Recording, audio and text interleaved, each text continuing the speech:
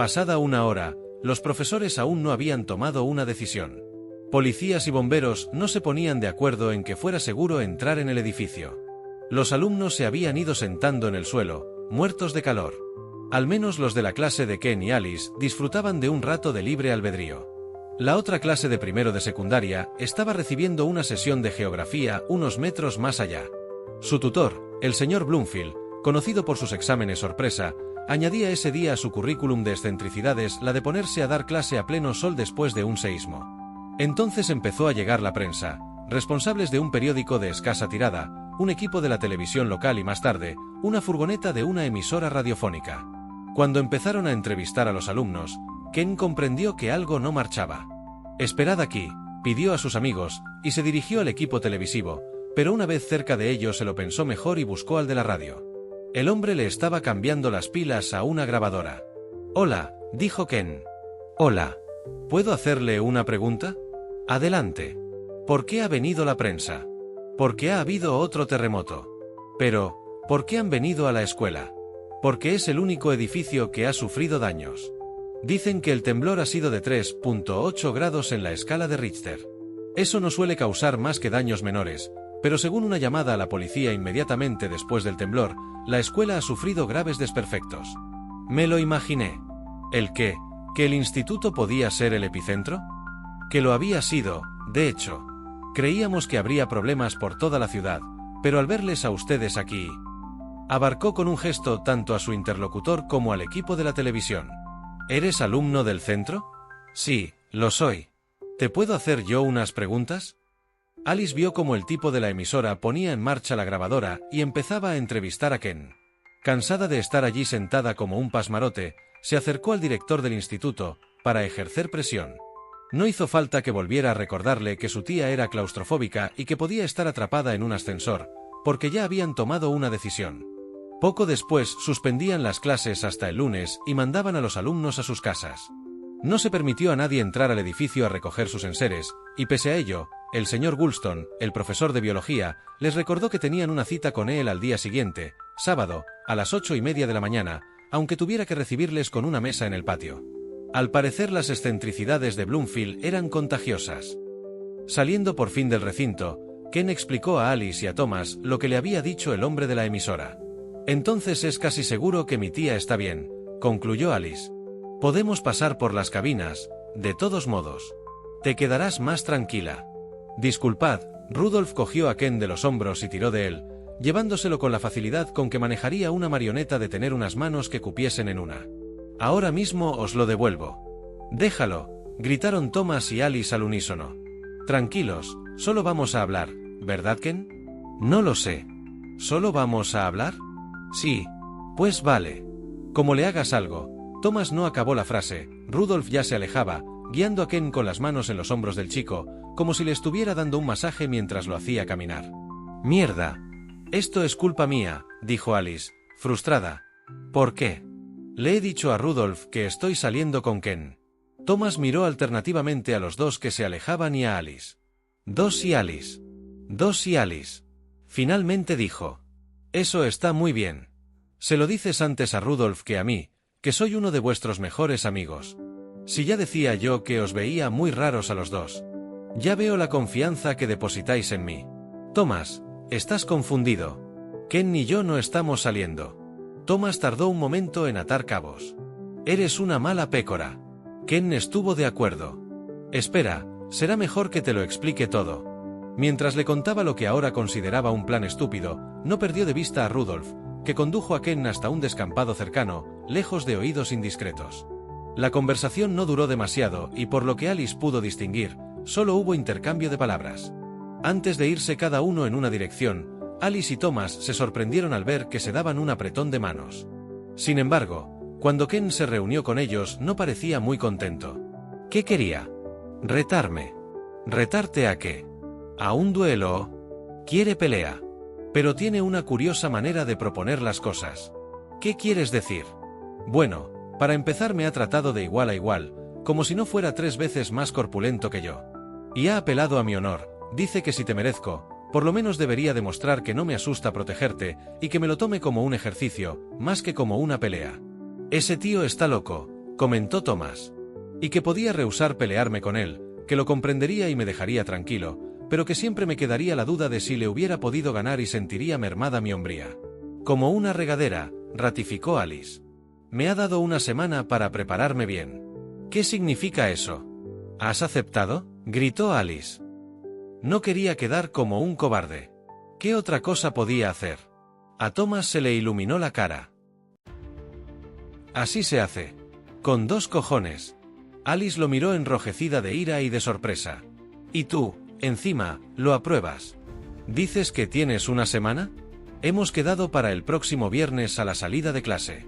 Dice que hará correr la voz porque un buen público excitará la adrenalina y a los 2 nos hará falta. Esto es increíble, murmuró Alice, perdiendo la fe en poder convencerlo de que pelearse con Rudolph era una locura. Pues no te preocupes, yo seré tu entrenador, se ofreció Thomas. Ken y Alice acordaron ir a casa de este para hacer juntos el trabajo de biología. Por el camino tuvieron que oír los planes de Thomas para conseguir dinero mientras Alice se mordía las uñas distraída y Ken le daba un golpe en la mano cada vez que la veía hacerlo. He acabado un guión cinematográfico que va a ser un éxito seguro. ¿Aún sigues con eso?, se mofó Alice. Esta vez no me lo rechazarán.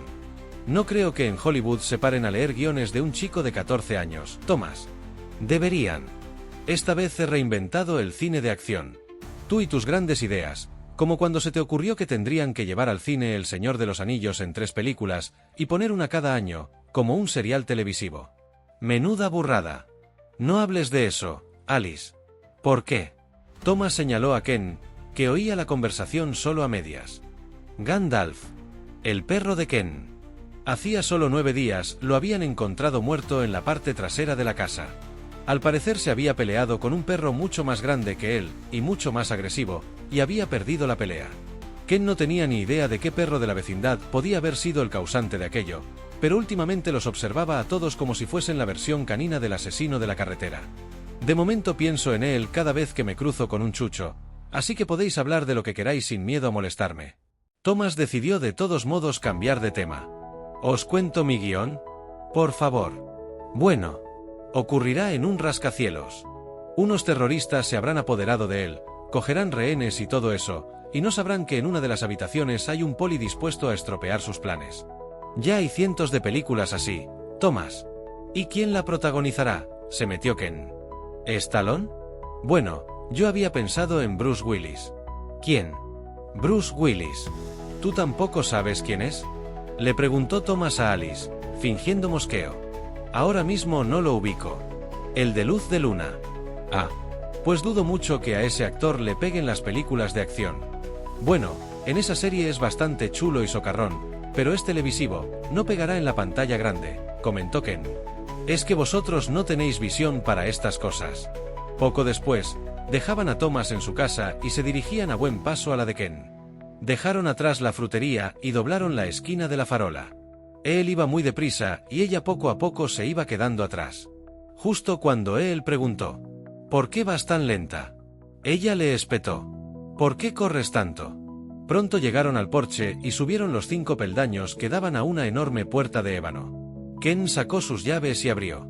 Invitó a Alice a seguirle y le pidió que dejara de momento la cartera en una silla. Alice le siguió hasta la cocina. «Hola, papá», saludó Ken. «Hola», saludó Alice.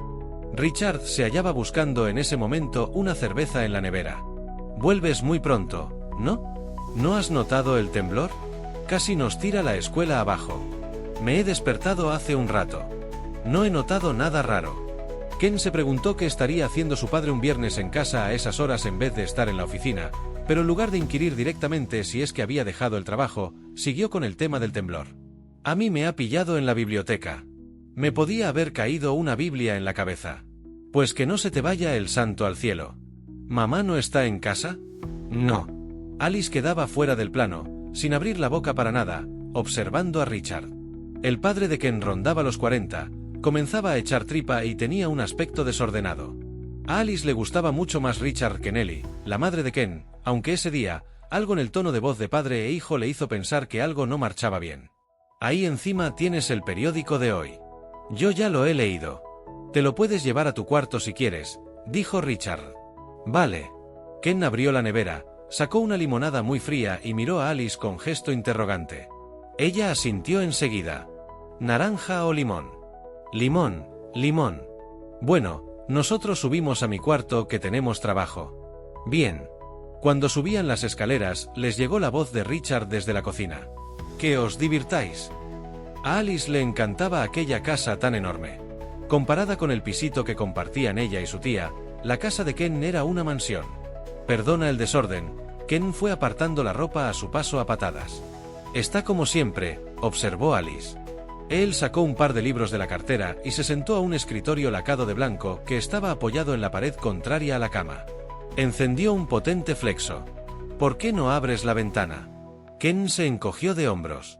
Alice la abrió y le hizo apagar el flexo. ¿Quieres ver unos dibujos? Claro. Alice se colocó detrás de Ken y le sopló en el pelo. Él tuvo un escalofrío y le pidió que parara. El primer dibujo era de una catedral, a lápiz. Este lo hice el año pasado. Nunca me lo habías enseñado. El siguiente era un retrato de Patty, en la cuna. Después vinieron varios dibujos de alienígenas. Estos ya los vi. No son importantes. Un folio cayó al suelo. Alice se agachó a recogerlo y se sorprendió a sí misma mirándose desde la hoja. Dejó lentamente el dibujo en el escritorio. Ken lo advirtió. No está aún acabado, ¿te has reconocido? ¿Cómo? Esa cosa soy yo. A Ken se le borró la sonrisa. Oye, ¿qué es broma? Es el mejor de todos. Más que nada por la modelo, ya. Él guardó los dibujos en una carpeta y trató de hacer sitio para que Alice se sentara. Ahí tienes otra silla. ¿Dónde? Debajo de todo eso. Ah, vale. Manos a la obra. A murcielaguear. Alice se acordó entonces de su tía Wanda, y le preguntó a Ken si podía hacer una llamadita. ¿Sabes dónde está el teléfono? Abajo, en el mueble bar. Me conozco tu casa como la palma de la mano. No hables mucho o mi padre te dirá algo. Vale. Bajó corriendo las escaleras, cruzó el salón y descolgó el teléfono. Marcó el número de su casa y mientras esperaba a que hiciera llamada, se asomó a la cocina, estirando el cable, para ver qué estaba haciendo Richard.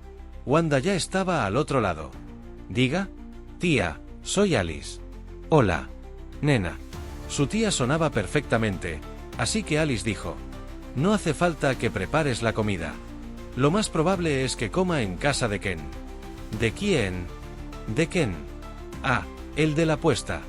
Ese. Bueno. ¿Llamas desde el colegio? ¿Por qué? Porque no se oye el griterío de costumbre. ¿Tú tampoco has sentido el temblor? Esta mañana ha habido otro movimiento. La escuela ha sufrido desperfectos. Nos han mandado a casa. Pues ni me he enterado. Entonces, tú estás bien. Perfectamente. Bueno, pues te dejo. Ambas colgaron a un tiempo. Wanda se fue a darse un baño y Alice subió de nuevo al cuarto de Ken. Él estaba haciendo la portada del trabajo. Le pasó a Alice un diccionario. Busca primero aquí, luego iremos abajo, que están las enciclopedias. Alice, acostumbrada a usar el diccionario, encontró lo que buscaba al instante y leyó en voz alta. Murciélago, quiróptero insectívoro que tiene fuertes caninos y los molares con puntas cónicas. Tiene formado el dedo índice de las extremidades torácicas por solo una o a lo más dos falanges y sin uña. Poseen una membrana en forma de ala, patagio, que les capacita para el vuelo. Entre numerosas especies cabe destacar el murciélago común, Pipistrellus pipistrellus. Me has hecho pensar en Atreyu, la interrumpió Ken. El año anterior habían ido juntos a ver La historia interminable, después de que algunos compañeros de clase la pusieran por las nubes. Lo cierto es que les había encantado a los dos. Y ambos se acordaban perfectamente de aquella noche. No habían dormido. Se habían ido a pasear después de la película y a fantasear sobre lo maravilloso que sería tener un Fuyur para ellos. Habían acabado llegando a casa a las 6 de la mañana. Los padres de Ken ni se habían enterado de su ausencia. En cambio, los de Alice habían montado un numerito. La chica recordaba aquella escena minuto a minuto. Había sido una discusión horrible, y sin embargo la recordaba con muchísimo cariño, posiblemente porque ya no habría otra nunca más. El Pipistrellus el más pequeño y común de los murciélagos europeos, 3 a 5 centímetros de longitud y 2 a 3 de cola. Es nocturno y pasa el día colgado cabeza abajo, por medio de las garras de las extremidades posteriores, en los desvanes o en otros lugares escondidos. Es muy frecuente en la península ibérica. ¿Dónde está eso? En Europa. Estoy hablando del murciélago común europeo, ¿recuerdas? No lo había oído en mi vida. Si te oyera Bloomfield. A ver, lista, ¿dónde está la península esa? Pues por Italia. ¿Sigo? ¿Por Italia? ¿Sigo? Sigue. Y tiene un vuelo rápido y nervioso. Entre las especies americanas destacan el murciélago de trampa, el de los plátanos y el murciélago pescador. Murcielaguina, estiércol de los murciélagos. Y eso es todo lo que pone. Habrá que buscar mucho más, comentó Ken. O adornarlo mucho. O triplicar el tamaño de la letra. O cazar uno y hacer un trabajo sobre su comportamiento. Sacaríamos un 10. Oye, ¿no te has pasado con las letras de la portada? Preguntó Alice, acostumbrada a trabajar poco y criticar mucho. Cuanto mayor sean las letras, más nos lo agradecerán los ojillos del profe de animaladas. La que me hagas a mí que sea un poco menos llamativa. Ah, mira tú qué bien. ¿Te tengo que hacer yo la portada? Es lo justo. Tú te ocupas del estilo y yo del contenido.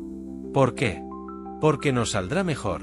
Tú sabes dibujar pero ni siquiera sabes dónde está la península ibérica. Vete a cagar. Pues ahora que lo dices, tengo que ir al baño. Aquí te espero. Y cuando regresó le dijo: mientras preparo las portadas mira en ese montón de libros, debe haber otro diccionario.